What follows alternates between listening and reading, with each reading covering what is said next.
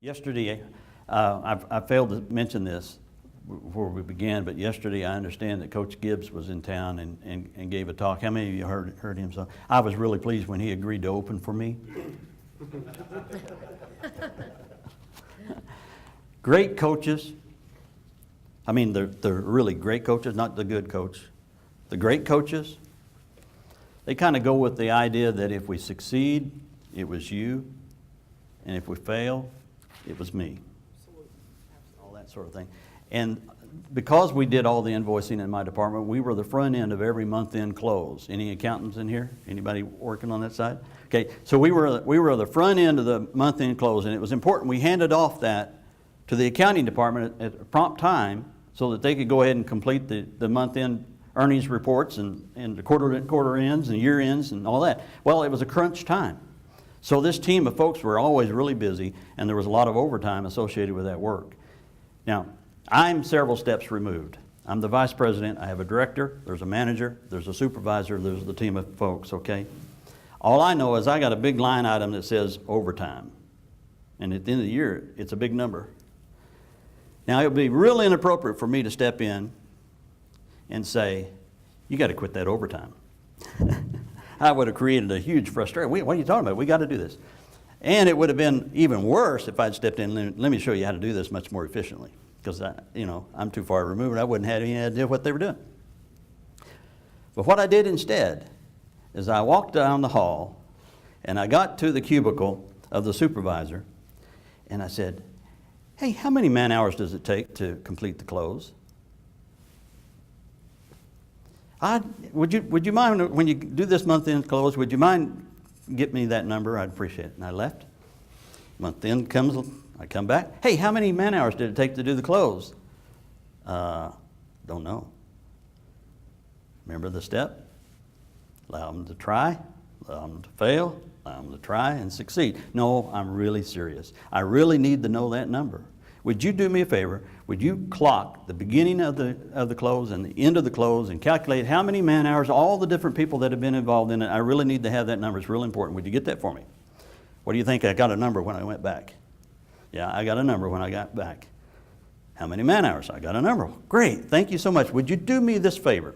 Next month, would you calculate it again? And by the way, see what you could do to just reduce it.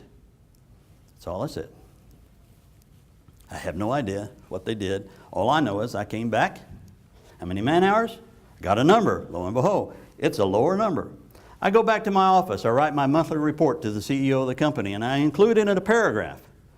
Last month close took this many man hours. This month close took this many man hours. It was a reduction.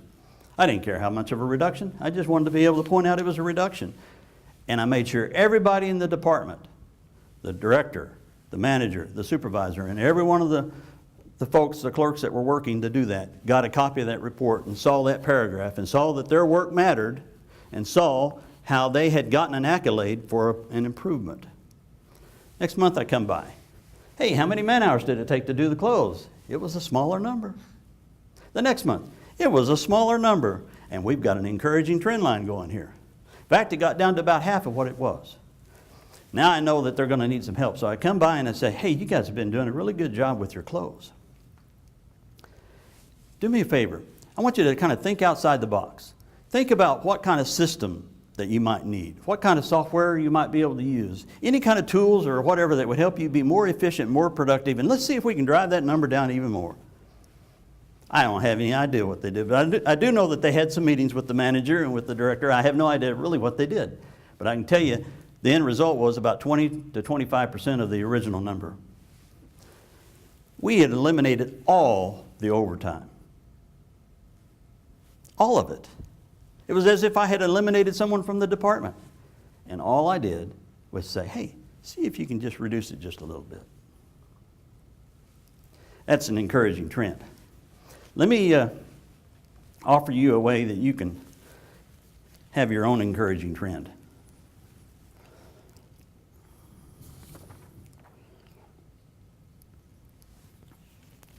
When was the last time that you encouraged someone? When was the last time that you intentionally encouraged someone? Can you think of it? Write it down. I want the number. So if it was yesterday, if it was last week, if it was a month ago, if it was a year ago, write it down, whenever that was. Now, when was the time before that?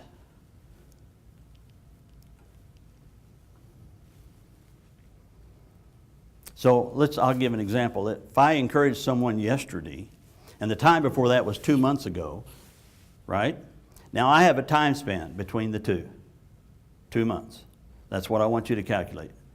I don't care what the time span is, but I want you to have a time span between those two times. Okay, everyone know your time span? Now here's what I'd like for you to do. Whatever you need to do, figure out how to cut that in half. Cut your time span in half. In my case, in the example I gave, that means in 30 days I have to intentionally seek to encourage someone, right? That would cut my time span in half. Then, Jeff, what should I do? Do it again. And that means in my case, in 2 weeks, I've got to intentionally step out and encourage somebody. And then what should I do? Do it again. And again, and again, and again. And that's how you establish an encouraging trend line. Okay? And as you do that, you will begin to feel a sense of significance in you that'll just make you excited about it.